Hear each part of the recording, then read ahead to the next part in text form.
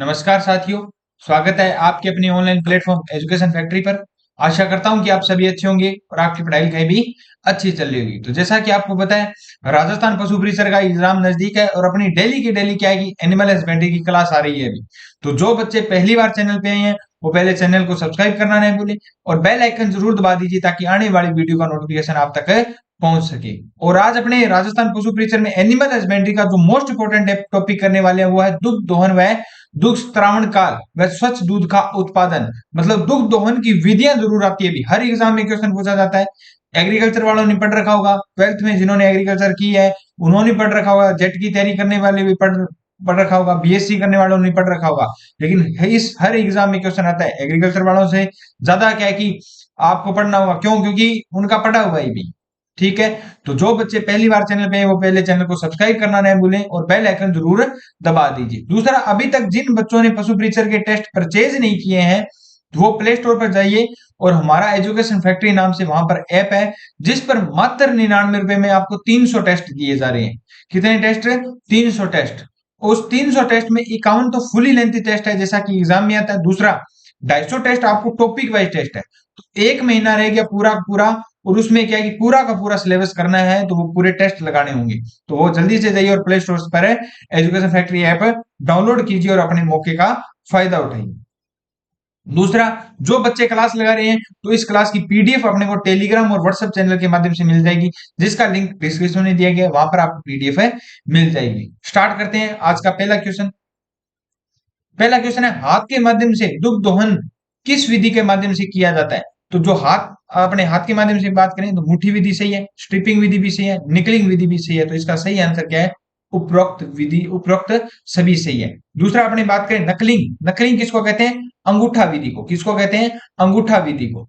और स्ट्रिपिंग किसको कहते हैं? चुटकी विधि को। किसको कहते हैं? चुटकी विधि को कहते हैं। याद रखना, चुटकी विधि को स्ट्रिपिंग कहते हैं इंग्लिश में। अगर इंग्लिश में ऐसा कैसा आ गया तो वहां पर क्या है कि मारे जाओगे भी। तो याद रखना, अंगूठा विधि को नकलिंग भी कहते हैं और स्टिकी भी कहते हैं। दूसरा, पूर्ण हस्त विधि दूध निकालने की क्या है? सर्वोत्तम विधि है। कौन सी है? पूर्ण हस्त विधि क्या है? सर्वोत्तम विधि है। चुटकी विधि का प्रयोग छोटे थनों वाले पशुओं में किया जाता है। छोटे छोटे थनों वाले पशुओं में किया जाता है, जैसे भेड़ या बकरी, भेड़ या बकरी में। और सबसे दोषपूर्ण विधि कौन सी है? तो दोषपूर्ण विधि है अंगूठा विधि। कौन सी है? अंगूठा विधि। इससे क्या है कि पशुओं के थन है क्या? खराब हो जाते हैं। नेक्स्ट क्वेश्चन की अपने बात करें, दुग्ध दोहने की सबसे उपयुक्त विधि मुट्ठी विधि या पूर्ण हस्त विधि? अपने बात की थी अभी अभी। चुटकी विधि छोटे पशुओं में, अंगूठा विधि सबसे दोषपूर्ण विधि है। नेक्स्ट क्वेश्चन की बात करें, मशीन से पशुओं का दुग्ध दोहने का किसान को क्या लाभ है? मशीनों द्वारा दुग्ध दोहने में बचत, समय का बचत होता है। सही है। कम समय में अधिक उत्पादन होता है। सही है। दूध गुणवत्ता में सुधार होता है। बिल्कुल सही है। तो बिल्कुल सभी के सभी ऑप्शन क्या है? सही है। नेक्स्ट क्वेश्चन की बात करें, दूध दोहते समय निम्नलिखित में कौन सी सावधानियां रखनी चाहिए? जो लड़कियां दूध दोहती है, आजकल तो नहीं है लेकिन जो लड़कियां क्लास लगा रही है तो उनके लिए भी इंपॉर्टेंट है। कल को क्या है कि नौकरी नहीं लग पाए, अगर पढ़ नहीं रही हो तो देख लेना ये काम करने पड़ेंगे और उसमें सावधानियां अभी भी बरत लो भाई। ठीक है, सावधानी अभी से बढ़ लो भाई। सर ने बताया था ये सावधानियां होनी चाहिए, उस समय सर की याद आएगी क्योंकि महीना बचा है और इस महीने में पूरा का पूरा लाभ उठाना है। तो ये सावधानियां भी पेपर में याद करनी है, सिर्फ पेपर में याद करनी है और नौकरी लग जाना है। नहीं तो ये सावधानियां पूरी उम्र तक क्या ही याद रखनी पड़ेगी। दूध दोहने का उचित समय होना चाहिए। सही है भी। सासू सुबह सुबह 4 बजे उठा देगी और कहेगी दूध निकालना है तो निकालना ही है। ये गांव नहीं है तो निकालना पड़ेगा। दूसरा, दुग्ध दोहने से पूर्व पशु की सफाई कर लेनी चाहिए। सही है। डंगर नुहाना भी पड़ेगा टावरू, तो क्या है कि दूध दोहने में सफाई रखनी पड़ेगी। लड़कियों सबसे ज्यादा आपके लिए इंपॉर्टेंट है। दुग्ध दोहन एक निश्चित समय भीतर होना चाहिए। ऐसा नहीं है भी आप दूध निकालने बैठ गई, मैं तो पहली बार दूध निकालनी और आधा घंटा लग गया, पौना घंटा लग गया। नहीं, क्या है कि बाद में पशु भाई तंग हो जाता है। तो समय निश्चित समय के भीतर करना चाहिए। लड़कियों ध्यान से सुनना, आपके लिए मोस्ट इंपोर्टेंट क्लास होने वाली है क्योंकि ये सावधानियां अगर एग्जाम तक याद रखनी है तो उसके लिए पढ़ना होगा। शाम दाम दंड भेद ये इन प्रकार अपने को क्या एग्जाम पास करना है। तो दोस्तों, जो लड़कियां देख रही है उनके लिए मोस्ट इंपोर्टेंट बातें हैं ये सावधानियां। आपको इसको जो पहली सावधानी है तो सासू को याद कर लेना, दूसरी जब पशुओं को नहलाना हो वो याद कर लेना। और ऐसा नहीं है भी मम्मी जी मैं पहली बार निकाल रही हूँ और मेरे को आधा घंटा लग गया, नहीं, तो ये नहीं करना भी। उपयुक्त सभी इसका सही आंसर है। पशुओं में दुग्ध मार्ग का सही क्रम क्या है? तो पशुओं में जो दुग्ध मार्ग का अपने सही क्रम की बात करें तो पहला होता है लोब्यूल। क्या होता है? लेब्यूल। लेब्यूल इन केस में अपने वैसे तो नहीं बात कर सकते, तो वो आपको क्या है कि एक बार तो सीधा करना पड़ेगा। लेब्यूल एक प्रकार की छोटी छोटी ग्रंथियां होती है, जैसे क्या है कि गुब्बारे की तरह होती है, ऐसे गुब्बारे की तरह होती है, और इसको क्या कहते हैं? लोब्यूल कहते हैं। क्या कहते हैं? लोब्यूल कहते हैं। ठीक है। और एलोवेलाई होता है वो दूसरा नंबर होता है। इसके अंदर क्या है कि कुपिकाएं पाई जाती है, छोटी छोटी क्या पाई जाती है? कुपिकाएं पाई जाती है, उसको क्या कहते हैं? एलोवेलाई कहते हैं। फिर होती है एक लंबी सारी दुग्ध वाहिनी। क्या होती है? दुग्ध वाहिनी होती है, इसको क्या कहते हैं? दुग्ध वाहिनी। ठीक है। उसके अंदर क्या है कि ये अपने एक भैंस का क्या होगा, जैसे गाय का या भैंस का क्या हो गया? थन हो गया। ठीक है।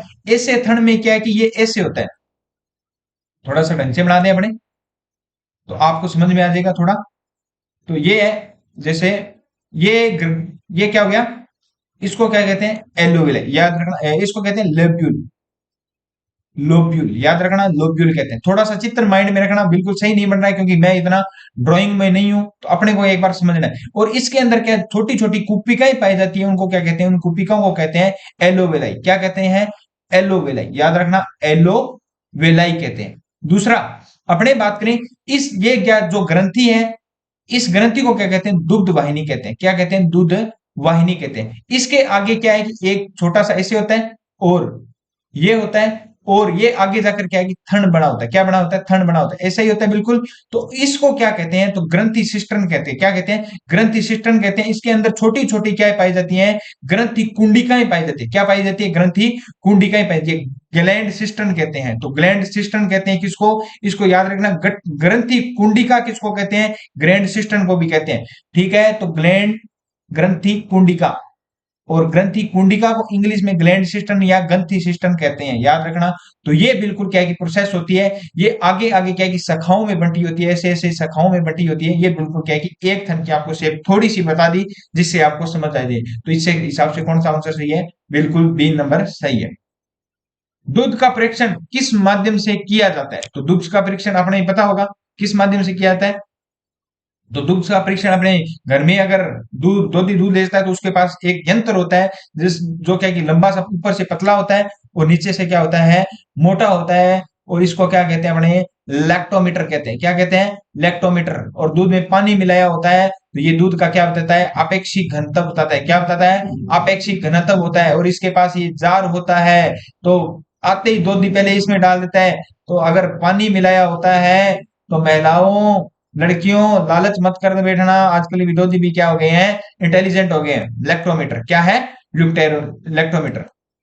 तो इलेक्ट्रोमीटर किस काम आता है? दूध का आपेक्षिक घनत्व याद करने के लिए काम आता है। ठीक है, याद रखना। और दूध का आपेक्षिक घनत्व कितना होता है? 1.028 से 1.032 होता है। याद रखना, इसमें याद रख लेना, ये किसके काम आता है?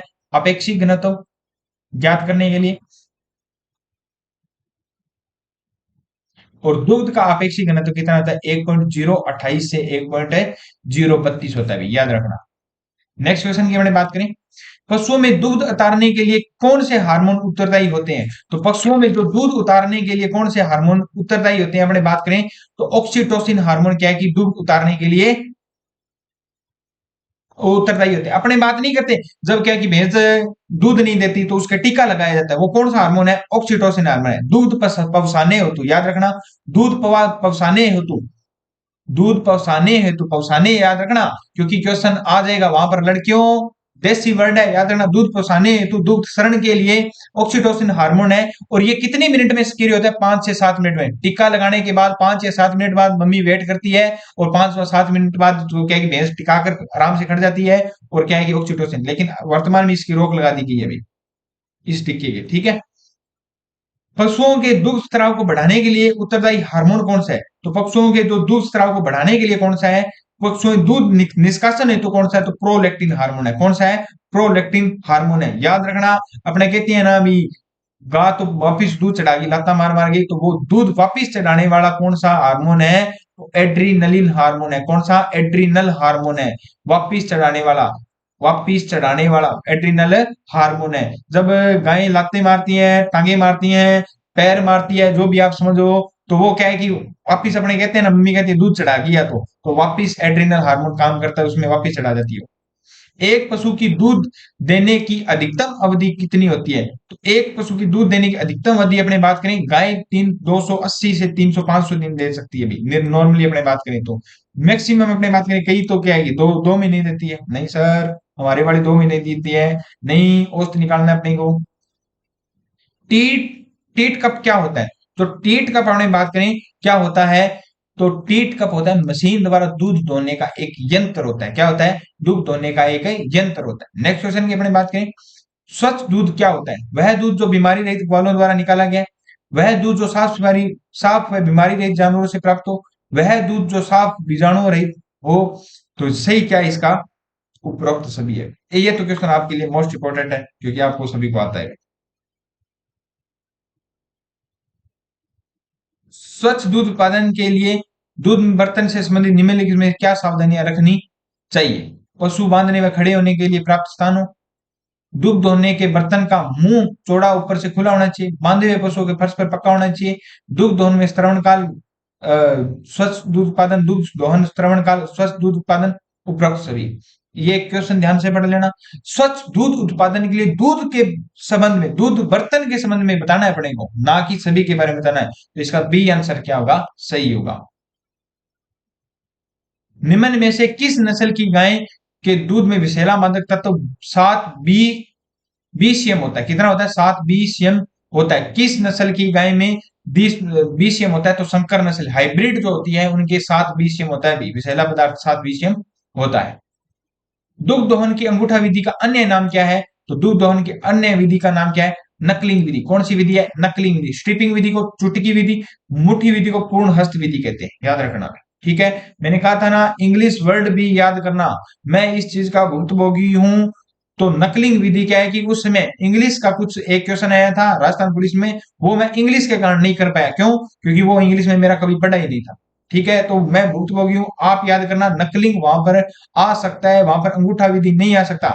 ऐसा पूछा जा सकता है दूध दोहने की सबसे क्या है कि खतरनाक या हानिकारक विधि कौन सी है? तो नकलिंग विधि। आपने अगर नकलिंग नहीं पढ़ा होगा तो सर ने, आप याद करोगे, सर ने करवाया था अंगूठा विधि। और नकलिंग विधि कौन सी विधि है? तो नकलिंग याद रखना, अंगूठा विधि को कहते हैं, स्ट्रिपिंग चुटकी विधि को कहते हैं। तो मैं इस चीज का भुगतभोगी हूं, लेकिन आगे से क्या ये रिपीट ना हो तो हर क्लास में बताता हूं भैया। ठीक है, नेक्स्ट क्वेश्चन की बात करें, निम्नलिखित में से किस विधि में थन के चारों ओर उंगलियों में मुड़े हुए अंगूठे के बीच दबाकर दूध निकालने की विधि होती है? तो कौन सी विधि में? नकलिंग विधि में। कौन सी? अंगूठा विधि में। नकलिंग विधि वापिस दोबारा आ गया अभी। मशीन माध्यम से दूध दोहने के संबंध में कौन सा कथन सत्य है? पशु संख्या कम होने पर कौन सा कथन सत्य है? पशु संख्या कम होने पर दूध निकालना महंगा पड़ता है। बिल्कुल सही है अभी। मशीन अगर पशु घर में 2 है या 1 है तो अपनी मशीन का यूज क्यों करेंगे? मशीन आंतरिक भाग पर साफ न होने की वजह से स्वच्छ दूध उत्पादन नहीं होता। बिल्कुल सही है अभी। अंदर जो पाइपें लगी होती है, अगर आपने मशीन को देखा होगा, डेयरी फार्मों में देखा होगा, तो उसकी पाइपें साफ नहीं होती। और वो क्या है कि दूध, वही बात, बैक्टीरिया के कारण क्या है कि कुछ समय बाद दूध खराब होने लग जाता है, वो उसके अंदर जमा होता है, तो वो दूध स्वच्छ दूध उत्पादन नहीं होता भी। याद रखना, इसके 1 व 2 दोनों सही है। नेक्स्ट क्वेश्चन की बात करें, किस विधि में पशुओं के दुग्ध दोहन के समय थन को अंगूठी में तर्जनी, अंगूठी निकालकर बीच में पकड़कर दबाव के साथ दुहा जाता है? तो किसमें? स्ट्रिपिंग विधि में, चुटकी विधि में। किसमें? तर्जनी उंगली का नाम आ गया तो चुटकी विधि का नाम आ रहा है। तर्जनी किसको कहते हैं? इस उंगली को कहते हैं। ध्यान से देख लो, इस उंगली को तर्जनी। मध्यमा, ये मध्यमा, ये तर्जनी,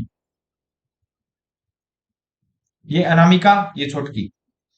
नेक्स्ट क्वेश्चन पर जाने से पहले, जिन बच्चों को अभी तक एजुकेशन फैक्ट्री ऐप डाउनलोड नहीं किया है तो जल्दी से जाइए एजुकेशन फैक्ट्री ऐप डाउनलोड कीजिए, जिस पर मात्र 99 रुपए में आपको 300 टेस्ट दिए जा रहे हैं। कितने टेस्ट? 300 टेस्ट। जी हाँ, ये बात सही है, 300 टेस्ट दिए जा रहे हैं। 51 रुपए में एक, जो 99 रुपए में 51 टेस्ट तो फुली लेंथी टेस्ट है, और 250 टेस्ट आपके टॉपिक वाइज टेस्ट है। और जो बच्चे ये क्लास लगा रहे हैं वो इस क्लास की पीडीएफ आपको टेलीग्राम और व्हाट्सएप चैनल पर मिल जाएगी, जिसका लिंक है डिस्क्रिप्शन में दिया गया है। और जो बच्चे पहली बार चैनल पे हैं वो पहले चैनल वाले जो सब्सक्राइब का बटन है उसको क्लिक कर दें, और साथ में घंटे का बटन है उसको भी दबा दें, ताकि आने वाली वीडियो का नोटिफिकेशन आप तक पहुंच सके। चलते हैं नेक्स्ट क्वेश्चन की ओर। दूध बनने की क्रियात्मक इकाई कौन सी है? याद रखना आपको, लोब्यूल भी बताया था, थनशिस्टन भी बताया था, एलोवेलाई भी बताया था। दुग्ध बनने की क्रियात्मक इकाई कौन सी है? तो एलोवेलाई है। क्या है? एलोवेलाई है। जो लोब्यूल अपनी बात की था ना, जो दुग्ध इकाई है, जो लोब्यूल है, बाहर का जो गोल वाला भाग था वो आपको मैंने लोब्यूल बताया था। इसके अंदर छोटी छोटी ग्रंथियां पाई जाती है, यहाँ पर दुग्ध निर्माण होता है। इनको क्या कहते हैं? एलुविलाई कहते हैं। क्या कहलाते हैं? एलुविलाई या कुपिका कहते हैं। यहाँ पर क्या है? दूध का निर्माण है, होता है भी। जो आपने चित्र देखा है वो ध्यान से देख लेना, उसमें सभी बातें आपको बताई गई। नेक्स्ट क्वेश्चन की बात करें, दूध में उपस्थित वसा का पता किस विधि के द्वारा किया जाता है? तो वसा की विधा किस विधि से किया जाता है? अपने बात करते हैं गर्भर विधि से। किससे? गर्भर विधि से। हंसा जो परीक्षण है वो किस में किया जाता है? भैंस का दूध में गाय का दूध मिलाकर बेचना हंसा परीक्षण कहलाता है। और स्ट्रिपिंग अपने चुटकी विधि दूध की विधि है, निकालने की विधि है, नकलिंग अंगूठा विधि है। तो गर्भर मशीन से क्या है कि अब केंद्रीय मशीन पर सेंट्रीफ्यूगल मशीन, याद रखना, सेंट्रीफ्यूगल मशीन से क्या है कि वसा का पता लगाया जाता है, जो किस बल पर कार्य करती है? अपकेंद्रीय बल पर कार्य करती है। 5 मिनट तक घुमाया जाता है भी, ठीक है, 4000 राउंड पर यूनिट आरपीएम। हंसा परीक्षण अभी अभी बात की थी। हंसा परीक्षण किसकी जांच? दूध में मिश्रण बूंदों की जांच के लिए हंसा परीक्षण। हंसा परीक्षण याद रखना, भैंस के दूध में गाय का दूध मिला देने पर, भैंस के दूध में गाय का दूध मिला, जिसकी जांच करने के लिए कौन सा परीक्षण किया जाता है? हंसा परीक्षण। याद रखना, हंसा परीक्षण। अब क्या है कि भैंस के दूध 2 किलो हो रहा है और इसको बढ़ाने के लिए अपने क्या है कि 6 किलो गाय वाला मिला दिया, भी इसका दूध 8 लीटर। भैंस के दूध का रेट लगभग सबसे ज्यादा होता है, तो अपने भैंस वाला मिल जाएगा। नहीं महिलाओं, तेज नहीं बनना, अब आजकल दूध भी क्या है, तेज हो चुका है। दूध दोहन पर निर्धारित समय कितने मिनट का समय होना चाहिए? याद रख लो लड़कियों, निर्धारित समय होता है दूध निकालने का, आधा घंटा लेकर नहीं बैठा जाता, 5 या 7 मिनट। 5 या 7 मिनट, तो मैक्सिमम 7 मिनट होने चाहिए। याद रखना, 5 या 7 मिनट के अंदर दूध निर्धारित समय होना चाहिए। भी इतना दूध दोहन का 5 या 7 मिनट ही लगना चाहिए। अब आपको दूध दोहने में अगर आधा घंटा लग रहा है तो आप परफेक्ट दूध दोहने वाली नहीं हो, लेकिन परफेक्ट बना दिया जाएगा अगर नौकरी नहीं लगी तो। नेक्स्ट क्वेश्चन की बात करें, मशीन द्वारा दूध दोहने में औसत दबाव कितना होता है? जो मशीन द्वारा दूध दोहने में औसत दबाव की अपने बात करें तो उसमें औसत दबाव लगता है 250 से 360 है, मिलीमीटर मरकरी लगता है, एच जी मरकरी होता है, ठीक है, याद रखना, एच जी होता है।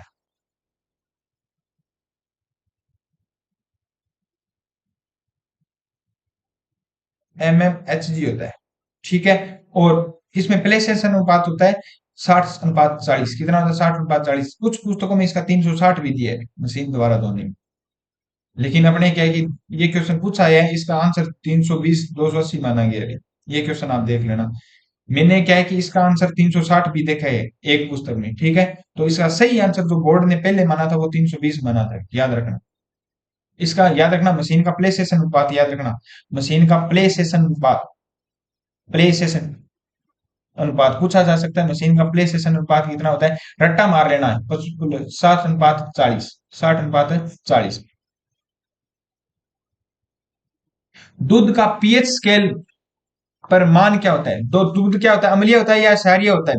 दूध अम्लीय होता है या क्षारीय होता है? तो इसका पीएच मान क्या होता है? दूध अम्लीय होता है, 6.7 होता है। कितना होता है? 6.7 होता है। नेक्स्ट क्वेश्चन की बात करें, निम्नलिखित में कौन सी विधि में दूध दोहने में उपयुक्त नहीं है? तो कौन सी विधि नहीं है अभी? नकलिंग विधि। कौन सी? नकलिंग विधि। अंगूठा दोषपूर्ण विधि है, अंगूठा विधि। याद रख लो, बार बार आ रहा है क्वेश्चन, पक्का आएगा, 100% कह रहा हूँ। नकलिंग ये लिखा होगा वहां पे, और वहां पर अगर गलत करके आ गई ना तो वाकई बता दूंगा आपको। स्वच्छ दूध उत्पादन के लिए दूध देने वाले पशु से संबंधित क्या सावधानी रखनी चाहिए? पशु टीबी या थैलेला रोग से ग्रसित ना हो, बिल्कुल सही है। दूध दोहने के समय 2 या 3 धार नीचे गिरा देनी चाहिए। दूध दोहन के करने से पूरा पशु को साफ कर लेना चाहिए, बिल्कुल सही है।